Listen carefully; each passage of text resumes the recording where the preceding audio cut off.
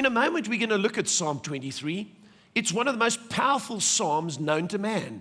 It's the one that's been spoken of and sung of more than any other psalm or any other song in the world. It tells us who God is, and it tells us who we are. It starts with the Lord is, and it ends with forever. In fact, that's what life is about.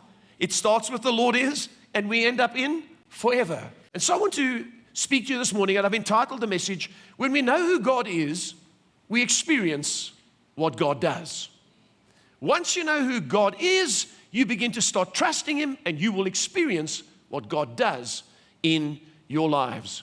Psalm 23, reading from verse 1. The Lord is my shepherd, I lack nothing. He makes me lie down in green pastures. He leads me beside quiet waters. He refreshes my soul. He deals with the inside of me. He guides me along the right paths for His name's sake. Even though I walk through the darkest valley, I will fear no evil, for you are with me. Not you will be, you are with me. Your rod and your staff, they comfort me. You prepare a table before me in the presence of my enemies. You anoint my head with oil. My cup overflows. The God of more than enough. Verse 6, surely your goodness and love will follow me all the days of my life, and I will, there's a definite there, I will dwell in the house of the Lord forever. This psalm has not been written to just give information. It is written to bring transformation. Much of the time, we don't trust God to do things for us because we don't really know who He is. We think He's judging us and we think He's against us. But when you get to know what He's really like, you'll begin to trust Him for your life. Number one, when we look at who God is, He is the God who chooses to be seen as a shepherd. Of all the pictures that God wants us to see of Him, He mainly wants us to see Him as a shepherd. Do you know that a shepherd is a 24-hour-a-day job? Shepherds never stop. Day in and day out, they take care of sheep. From the time they wake up, they're thinking about care, nurture, love. They're watching to see the sheep don't get lost, fall down a mountain, get eaten by wolves, get attacked by predators. They get bugs and worms in their body. They need to be cared for. In the Bible, there are many animals, and many animals are able to look after themselves. Lions look after themselves. They don't need a shepherd. Even antelope don't need a shepherd. When antelope are attacked, they run away. They get away quickly. They've been gifted by God to spring over things. They gather in groups and look after each other. But sheep, they can't put up their paws and look at you threateningly. They're bah, bah, bah. They've got no teeth. They've got no natural defense. They can't even run. When they chase, they struggle. They're full of wool.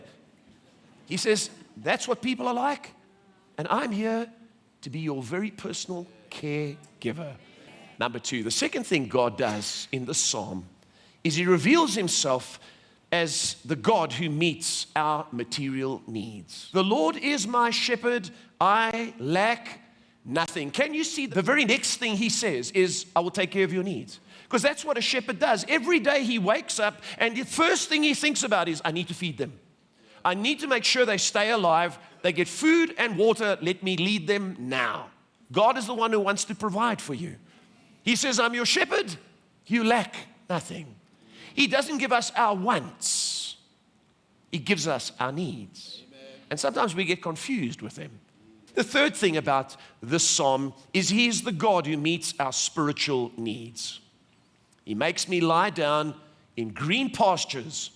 He leads me beside quiet waters, and He refreshes my soul. That speaks of our internal life, our spiritual needs. We definitely need a peace. We need a calmness. In the world that we're living in, we're agitated. There are enemies around us. There's a lack of peace. People are worried and fearful. But here it says He makes us lie down. Sheep don't lie down easily. And He makes us come by quiet waters. Did you know that if sheep go to water that's running, the water goes up their nose and they're not able to drink and they can end up actually drowning and choking? It's very important not to take sheep to running water, because if they slip into running water, their wool gets full of water and they actually drown. They drown in an instant. It's like jumping into a swimming pool with a coat on. They just cannot get out. They become so heavy, it's even hard for the shepherd to pull them out. So what He does is He takes them to pools that are either created by Him with a bit of a runoff into like a pond, or He takes them by quiet tributaries of a river where the water's dead still and they can stand there and the water doesn't go up their nose. I want to ask you today, maybe you've allowed life to get up your nose.